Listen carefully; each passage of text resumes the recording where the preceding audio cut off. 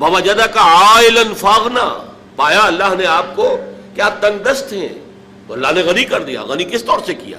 حضرت خدیجہ سے شادی ہوئی 25 برس کی عمر میں، جو عرب کی متمول ترین خاتون، ان کی اپنی فرمائش پر یہ شادی ہوئی، انتہائی محبت کرنے والی۔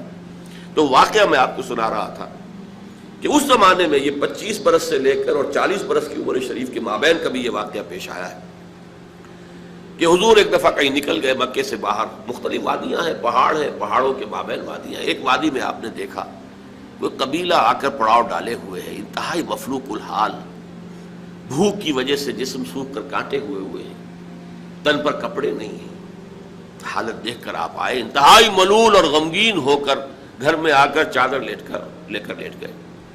اب پوچھا حضرت خدیجہ نے کیا ماجرا ہے، کیا معاملہ ہے؟ آپ نے فرمایا میں گیا تھا باہر فلاں وادی میں، میں نے یہ دیکھا فلاں گھاٹی میں ایک قبیلہ ہے، پڑاؤ ڈالے ہوئے ہیں اور یہ حال ہے۔ حضرت خدیجہ اور فرمانے لگے کہ میرے پاس دولت نہیں ہے کہ میں ان کے لیے مدد کر سکوں۔ سرمایہ تو حضرت خدیجہ کا تھا نا، آپ کی اپنی ذاتی دولت تو نہیں تھی۔ اس پر حضرت خدیجہ نے فرمایا اچھا آپ جائیے اور بڑے بڑے قریش کے چند سرداروں کے نام لیے کہ ان کو بلا لائیے۔ حضور گئے، وہ سب آ گئے۔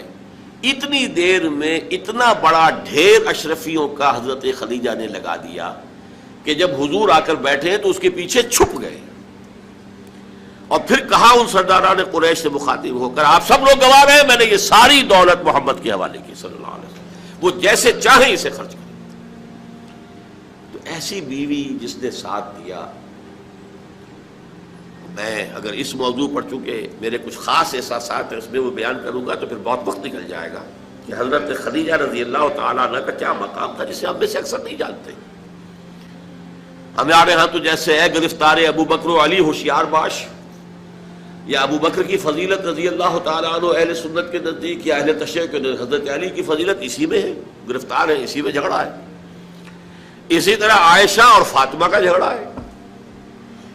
ایک گروہ ہے کہ جو حضرت عائشہ رضی اللہ تعالی عنہا کو بہت بلند کرتا ہے، اونچا رکھتا ہے، دوسرا گروہ ہے جو حضرت فاطمہ رضی اللہ تعالی عنہا۔ لیکن یہ کہ حضرت خدیجہ الکبریٰ کا ذکر نہیں ملتا، بہت کم ملتا ہے۔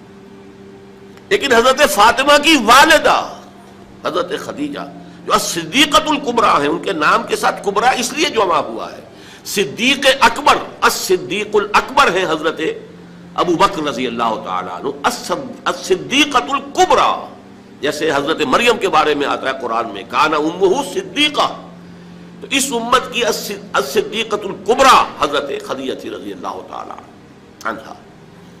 اور ایک بات راز کی ہے جو میں کہہ رہا ہوں، عام طور پر عام خطابات میں یہ باتیں نہیں کہی جاتی، مجھے تو محسوس ایسا ہوتا ہے کہ اللہ تعالیٰ نے حضرت خدیجہ کی ذات میں حضور کو صرف بیوی کی وفاداری اور وفا شعاری اور محبت نہیں دی ہے، والدہ کی شفقت بھی دی ہے۔ حضور محروم ہوئے بہت ارلی عمر میں، والد کو تو دیکھا ہی نہیں، والدہ کی شفقت سے بھی بہت جلد محروم ہوئے۔ عمر کا فرق اتنا تھا، 25 اور 40، اندازہ کیجیے۔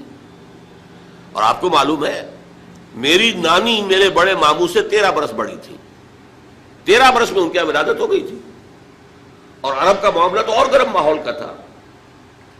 تو کیا 15 برس کی عمر میں حضرت خدیجہ کی اولاد نہیں ہو سکتی تھی؟ اگر وہ ہوتی تو کیا وہ حضرت عمر حضور کی ہم عمر نہ ہوتی؟ اس حوالے سے دیکھیے۔ چنانچہ ایک واقعہ میں آپ کو اور سنا دوں۔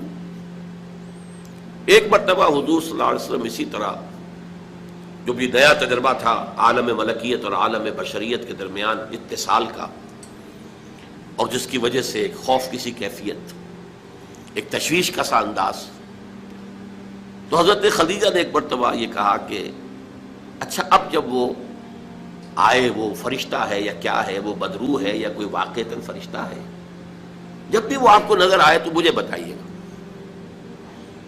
حضرت جبرائیل آئے، حضور نے فرمایا وہ آ گیا۔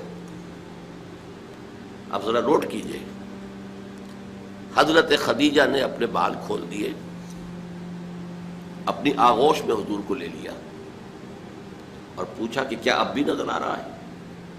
آپ نے فرمایا نہیں۔ فرمایا یقیناً یہ فرشتہ ہے، یہ کوئی بدروح نہیں ہے، فرشتہ ہے جس نے حیا کی ہے. اگر کوئی بدروح ہوتی تو لذت لیتی، وہ غائب نہ ہوتی.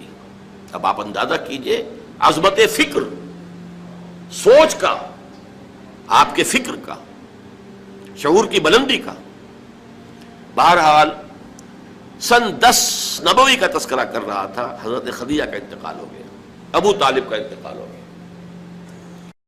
دین کی بات پھیلانا صدقہ جاریہ ہے. ثواب کی نیت سے ویڈیو کو شیئر ضرور کیجیے. جزاک اللہ.